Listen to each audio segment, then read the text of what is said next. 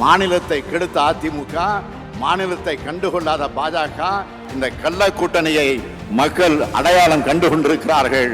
மக்கள் நலனே முக்கியம்னு செயல்பட்டு கொண்டிருக்கக்கூடிய நமது திராவிட மாடல் தமிழ்நாட்டு மக்களாகிய நீங்கள் துணை இருப்பது போல உண்மையான வளர்ச்சியை நமது நாடு காண ஒட்டுமொத்த இந்திய மக்களும் தயாராகிவிட்டார்கள். பாசிசத்தை வீழ்த்த இந்தியாவை காக்க ஸ்டாலின் அழைக்கிறேன். ஃபர்ஸ்ட் லைன் நேயர்களுக்கு வணக்கம். ஒரு வழியாக தேச நலன் கருதி பாமக பிஜேபியோட சேர்ந்துருச்சு இன்னைக்கு காலையில் அப்படின்னு நம்ம பார்க்குறோம். இதில் என்ன நடந்துச்சு, என்ன உள்குத்து நடந்துச்சு, ஏன் அதிமுகவோட பேசிக்கிட்டு இருந்தாங்க? அப்போ நேற்று நம்ம போட்டிருந்தோம் அதிமுகவோட தீவிரமாக பேச்சு நடந்துக்கிட்டு இருக்கு, பாமகவும் தேமுதிகவும் அங்கே போயிடும் அப்படின்ட்டு. இதில் பாஜகவில் மிகப்பெரிய குளறுபடி. அதாவது என்ன அப்படின்னு பார்த்தீங்கன்னா, அவர்கள் நிற்பதற்கு ஆள் இல்லை. முதல்ல என்ன பண்ணிட்டாங்கன்னா, அதிமுக பக்கமாக தள்ளி விட்டுட்டு இவர்கள் ஏதாவது ஒரு 2-3 சீட்டு ஜெயிச்சா கூட அதை நம்ம பின்னாடி கேப்சர் பண்ணிக்கலாம் அப்படின்னு ஒரு முடிவு எடுத்த பாஜக திடீர்னு என்ன பண்ணிடுச்சுன்னா, டெல்லியில் பேசும்போது அப்போ நமக்கே டெபாசிட் இல்லாமல் போயிடும். பல இடங்களில் நம்ம பாஜக இத்தனை % வாங்குவோம்னு சொல்லி நம்ம ஒரு பொய்யை சொல்லியிருக்கோம். 17% வரைக்கும் சொல்லியிருக்கோம். பாண்டேக்கெல்லாம் விளம்பரம் கொடுத்து 22 சொல்ல வச்சுருக்கோம். இந்த நிலைமையில் நம்ம 4% 3% வாங்கினோன்னா மிகப்பெரிய கேவலமாகிடணும்னா சரி போகிறவங்களை கூப்பிடுங்கன்னு சொல்லி உடனே ஃபோன் அடிச்சிருக்காங்க. ஃபோன் அடித்து இல்லை நீங்கள் எங்களோடய சேர்ந்துருங்க, அதிமுக வேணாம் அப்படின்னோடனே என்னடா அது குழப்பிகிட்டே இருக்கீங்க அப்படின்னோடனே இல்லை நாங்கள் கிளம்பி வரோம்னு சொல்லி அண்ணாமலையும் முருகனும் உடனடியாக வண்டி எடுத்துகிட்டு கோயம்புத்தூர்லேருந்து நேராக அங்கே போயிட்டாங்க. இங்கே தைலாபுரத்துக்கு போயிட்டு காலையில் போய் ராமதாஸை பிடிச்சிட்டாங்க. எப்போவுமே இந்த இதெல்லாம் ஃபைனான்ஸ்காரங்கெல்லாம் பார்த்திங்கன்னா காலையில் சீக்கிரமாக போய் ஆளை பிடிச்சிடுவாங்க. அந்த மாதிரி நேராக போய் ஆளை பிடிச்சிருக்காங்க, பேசியிருக்காங்க. உங்களுக்கு கேட்குறதெல்லாம் வச்சுக்கோங்க, கேட்குற இடத்தெல்லாம் எடுத்துக்கங்க, உங்களுக்கு இதுக்கு மேலே என்ன வேணும் எல்லாமே பண்ணுறோம், வழக்குகள் அதெல்லாம் பார்த்துக்கலாம். நம்ம இவ்வளோ தூரம் இருக்கும்போது நீங்கள் ஏன் இது பண்ணுறீங்க அப்படின்னோடனே ஒரு வழியாக நேரடியாக அண்ணாமலை போய் காலில் விழுந்திருக்காப்புல. யார்? ராமதாஸ் அவர்கள் காலில் விழுந்து, முருகனும் டப்புன்னு வேறு வழி இல்லாமல் மத்திய அமைச்சர் அவரும் போய் ராமதாஸ் மூத்த தலைவர்ன்றதுனால அவர் காலில் விழுந்து 10 சீட்டை கொடுத்துருக்காங்க. ஐயா நிற்கிறதுக்கு இடம் ஆள் இல்லை, நாங்கள் 40 இடத்துல எங்கே போய் இது பண்ணுவோம், உங்களை நம்பி தான் இருக்கோம், நீங்கள் ஒரு 10 இடத்துல நின்னீங்கன்னா கூட அப்புறம் தேமுதிக ஒரு 5-6 இடத்த கொடுத்துட்டு மீதி சில்லறை கட்சியெல்லாம் கொடுத்துட்டு நாங்கள் 15 இடத்துக்கு கூட எங்களுக்கு ஆள் தேராது, தயவுசெய்து வந்துருங்க, ஆனால் உங்களுக்கு எல்லாமே செய்கிறோம், நீங்கள் ஏன் கவலைப்படுறீங்க? மக்கள் ஏதோ சொல்லிட்டு போகிறாங்க. இப்போ நான் ஓட்டு விடுகலை, உங்களுக்கும் ஒரு 4-5% ஓட்டு விடுவோம்ல, அதோட எங்கேதையும் சேர்த்தோம்னா ஒரு 12-13 நாங்கள் காட்டி ஆகணும்னு சொல்லி பேசி அந்த முடிவுக்கு வந்திருக்காங்க. முடிவுக்கு வந்தவுடனே அண்ணாமலை கொடுத்த பேட்டி என்ன அப்படின்றத நம்ம பார்க்க போகிறோம். அதுக்கு முன்னாடி அன்புமணி ராமதாஸ் ஏன் சேர்ந்தோம் அப்படின்னு சொல்லி ஒரு பேட்டி கொடுத்துருக்காரு. அதாவது மோடி அவர்களை கரத்தை வலுப்படுத்தி மீண்டும் அவரை பிரதமர் ஆக்குறாங்களாம். ஏன்னா இதுக்கு முன்னாடி நீங்கள் பல வீடியோக்கள் யூடியூப்பில் போய் பார்த்தீங்கன்னா ராமதாஸும் அன்புமணி ராமதாஸும் என்னென்னலாம் கழுவி ஊற்றிருக்காங்க மோடியை அப்படின்னு நீங்கள் பார்க்கலாம். மோடி இருந்தால் அந்த தேசத்துக்கே கேடு, என்ன செஞ்சுருக்காங்கலாம் ராமதாஸ் அவர்கள் பேசியிருக்கிறார். ஸோ இதெல்லாம் வழக்கம் தான். நீங்கள் இப்போ ஒரு சார்ட்டை மட்டும் பார்த்துருங்க. அதில் எந்தெந்த வருஷத்தில் இவர்கள் எந்தெந்த கட்சியோட கூட்டணி வச்சுருக்காங்க. இன்றைக்கி அன்புமணி ராமதாஸ் 50-60 வருடங்களாக நாசப்படுத்திடுச்சுன்னா அப்போ நீங்களும் சேர்ந்து தான் நாசப்படுத்துனீங்க. நீங்களும் திராவிட கட்சிகளோட கூட்டணி வச்சு தானே மாறி அதிமுக அதிமுக மாற்றி வச்சு அந்த கேடு காலத்துக்கு நீங்களும் ஒரு காரணமாக இருந்து தான் ஆயிருக்கணும். நீங்களும் கூட்டணி வச்சிங்கன்னா அப்புறம் கூட இருக்கவனே குறை சொன்னீங்கன்னா என்ன அர்த்தம் அப்படின்ற மாதிரி எதற்காக சேர்ந்திருக்காருன்னு அன்புமணி ராமதாஸ் வாயாலே கேட்போம். அது முதல்ல கேட்டுருங்க, அடுத்து நம்ம கண்டினியூ பண்ணலாம்.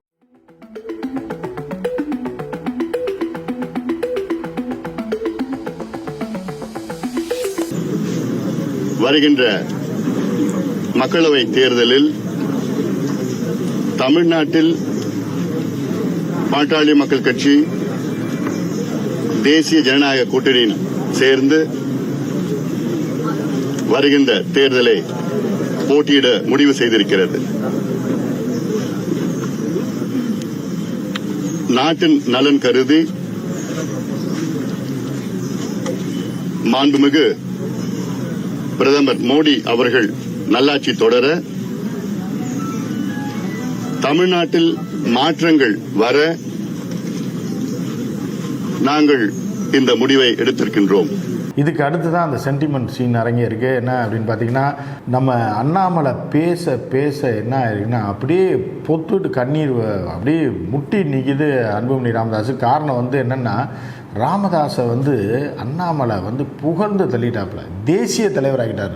அதாவது இந்த தமிழ்நாட்டில் மட்டும் இல்லைங்க, இந்த நாட்டிலேயே முக்கியமான மூத்த தலைவர் ராமதாஸ் அப்படி இப்படின்னு பேச என்ன இருந்தாலும் அப்பாவை பற்றி புகழ்ந்து பேசும்போது மகனுக்கு ஒரு உணர்வு இருக்க தானே செய்யும். அந்த வகையில் அந்த ஸ்பீச்சை கேட்டுருங்க. அப்படியே அன்புமணி அப்படியே அதாவது பொது இடத்துல அழுக முடியாதுன்றனால அங்கேருந்து பழைய சரோஜாதேவி படத்துலலாம் பார்த்தீங்கன்னா அங்கே அழுக மாட்டாங்க, அப்படியே வீட்டுக்குள்ளே ஓடி போய் வாயில் கையை வச்சுட்டு கதறி கதறி அழுவாங்களா, அந்த மாதிரி பண்ணியிருக்காரு அன்புமணி ராமதாஸ். என்ன பண்ணுறாருன்னு பாருங்கள். இருக்க போகிறது. இப்படிப்பட்ட ஒரு தலைவர் நம்முடைய மண்ணிலிருந்து உருவாகியிருக்கிறாங்க. அந்த தலைவருக்கு முழு மரியாதை கொடுக்க வேண்டியது பாரதிய ஜனதா கட்சியினுடைய கடமை. முழு மரியாதை கொடுக்க வேண்டியது எங்களுடைய பொறுப்பு. முழு மரியாதை கொடுக்க வேண்டியது பாரதிய ஜனதா கட்சியினுடைய கடமை. முழு மரியாதை கொடுக்க வேண்டியது எங்களுடைய பொறுப்பு. அதெல்லாம் நம்முடைய பிரதமர் அவர்கள் பார்த்துக் கொள்வார்கள். திரும்ப நாம பேசுவோம். பார்த்தீங்களா, நம்ம தந்தைக்கு இவ்வளோ பெரிய மரியாதையை கொடுத்து எந்த கட்சியுமே கிடையாது. ஜெயலலிதா கூட கடைசி நேரத்தில் ஃபைனல் ஆனால் கையெழுத்து போடுறதுக்காக ராமதாஸை கூப்பிடுவாங்க. அதே மாதிரி கலைஞராக இருந்தாலும் கடைசி நேரத்தில் இவர்கள் செய்கிற டுபாகூர் வேலைக்கு அவர் ஒரு வேலையை செஞ்சு விட்டு கழட்டி விட்டுருவார் கடைசி நேரத்தில். இதெல்லாம் நடந்திருக்கு. ஸோ இப்போ வந்து என்னென்னா முழு மரியாதை என்னென்னா அவரால் தாங்கிக்க முடியல அன்புமணி ராமதாஸால். அது வந்து தன்னுடைய தந்தையை புகழ்றதை கேட்டு அப்படியே கண்ணீர் விடாத குறை. அந்த அளவுக்கு அண்ணாமலை வந்து பயங்கரமாக பேசிட்டாப்புல. இப்படி ஒரு இது வந்து புகழ்ச்சி வந்து நமக்கு கிடைக்காது அப்படின்ற மாதிரி. இதற்கிடையில் என்னென்னா அக்ரிமெண்ட்டில் கையெழுத்து போட்டாச்சு, 10 இடத்துல போட்டி போடுறாங்க. ஒரு மேலே பேசிட்டு அதை அங்கே அறிவிக்கவே இல்லை. எந்தெந்த இடம்னு சொல்ல அது இவர்களுக்கு ஏற்ற இடம் தான். இவர்கள் கொண்டு தென் மாவட்டத்திலையோ அதுக்காக பாமகவை கொண்டு கோயம்புத்தூர்லேயும் திருப்பூர்லேயும் நிறுத்த முடியும், வேலைக்காகாது. அப்படி என்ன ஒரு சவால் விடுற மாதிரி இருந்ததுன்னா கோயம்புத்தூரில் பாமகவை போட்டு இங்கே வந்து விழுப்புரத்தில் கொண்டு வந்து நம்ம பாஜகவை நிற்க வைக்க முடியுமா? அது நிற்க வைக்க முடியாது. இவர்களுக்குரிய இடத்த இவர்களுக்கு ஒதுக்கி விட்டாங்க, அவ்வளோதான். 10 இடத்த கழிச்சு விட்டாங்க. எப்படியோ விட்டு நம்ம கையை விட்டு போனால் போதும் அப்படின்ற மாதிரி ஒரு 10 சீட்டுக்கு ஆள் கிடச்சிருச்சு அப்படின்ற மாதிரி பாமகவை போட்டு விட்டாங்க.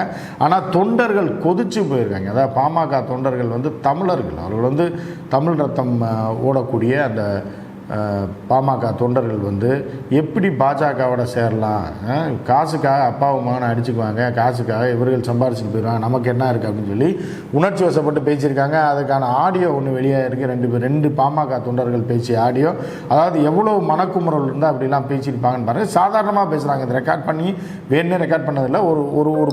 ஒரு சாம்பிள், ஒரு பானை சோத்துக்கு ஒரு சோறு பதம்ன்ற மாதிரி ஒரு பாமக தொண்டருடைய, அதுவும் படித்தவர் அந்த இளைஞர், அவருடைய மனக்குமுறல் எப்படி இருக்கு அப்படின்றத நீங்க கேட்டிருக்கேன். சொல்லுண்ணா, எங்கடா இருக்கிறா? வீட்டில். எனக்கு பிடிக்கல, கூட்டத்துக்கு வர பிடிக்கல. நீங்கள் போங்க. என்னடா டேய், நம்ம தொகுதியில் போடுறாங்க, நம்ம ஆளுங்க எல்லாரையும் கூட்டினு சொல்லிக்கிறாங்க, நீ இப்படி சொல்ற? நான் வரலண்ணா, எனக்கு விருப்பம் இல்லைண்ணா வர்றது. என்ன கஷ்டம் உனக்கு சொல்லு, என்ன கஷ்டம், என்ன பிரச்சனை? சும்மா தெரியாத மாதிரிலாம் இது பண்ணாத.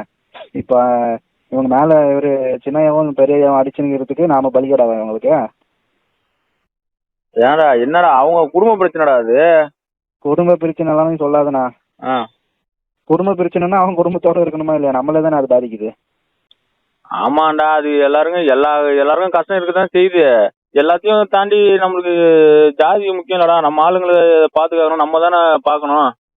அதுக்காக தானே எல்லாமே யோசிக்க வேண்டியதா இருக்குது.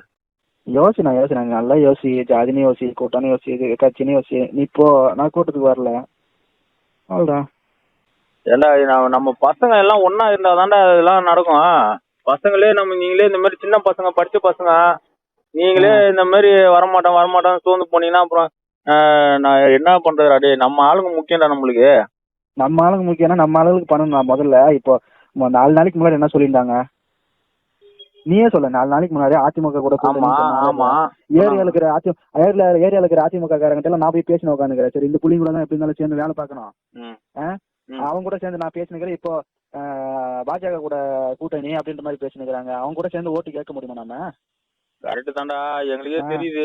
அவன் வந்து தெருவுல நின்னா ஒருத்தன் கூட ஓட்டு போட மாட்டான். அவங்க கூட போய் கூட்டணி சொல்லி உட்காந்துக்கிறாரு இவரு. நீங்க இதுக்கு வேற பேசினுக்கிறீங்க.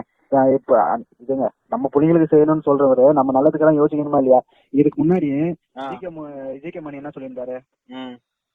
ஏன்னா திமுக கூட கூட்டணி சொன்னாரே இல்லையா?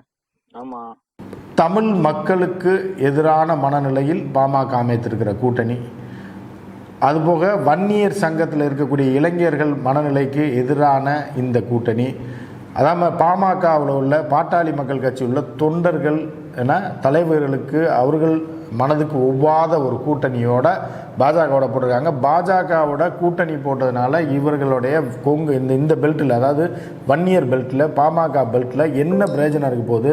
பாமக பெல்ட்டில் பாரதிய ஜனதா கட்சி 0 நோட்டா கீழே தான் வாங்கும். அவர்களோட ஏன் கூட்டணி சேர்ந்துருக்காங்க அப்படின்னு பார்த்தீங்கன்னா, நம்ம ஏற்கனவே பல முறை பேசியிருக்கோம். அதாவது என்னென்னா, 2 சிபிஐ வழக்கு இருக்குது அன்புமணி ராமதாஸ் மீது, ரைட்டா?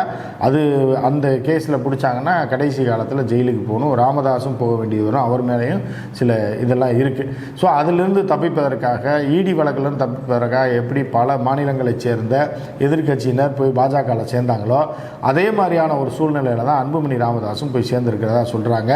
இது முழுக்க முழுக்க தன் குடும்பத்தைக்காக, பாட்டாளி மக்கள் கட்சியோ வன்னியர் சங்கத்தையோ இல்லை வன்னிய மக்களோ வன்னிய மக்களுக்கு நல்லது செய்கிறதுக்காக கிடையாது.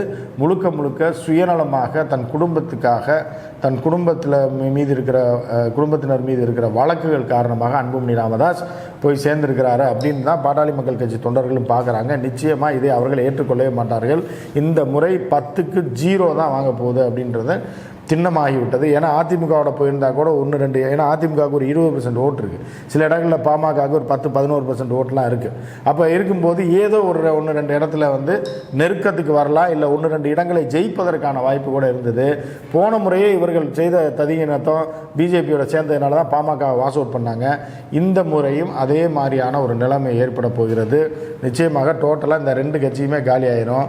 திமுகவுக்கு இன்னும் வாய்ப்புகள் பிரைட்டாக இருக்குது. 40க்கு 40 அடிப்பதற்கான வாய்ப்பு திமுகவுக்கு தற்போது பிரகாசமாக இருக்கிறது. இவர்கள் அதிமுகவோட சேர்ந்துருந்தால் கூட 1-2 இடங்கள் போகிறதுக்கான வாய்ப்பு இருந்தது. இப்போ அது டோட்டலாக கதவு அடைக்கப்பட்டது. 40-40 திமுக வருவதற்கான வாய்ப்புகள் பிரகாசமாகி இருக்கின்றன. இதனால் திமுக தொண்டர்கள்லாம் ரொம்ப சந்தோஷமாக இருக்காங்க அப்படின்னு நம்ம பார்க்கலாம். மற்றொரு நிகழ்ச்சியில் சந்திப்போம். நன்றி, வணக்கம்.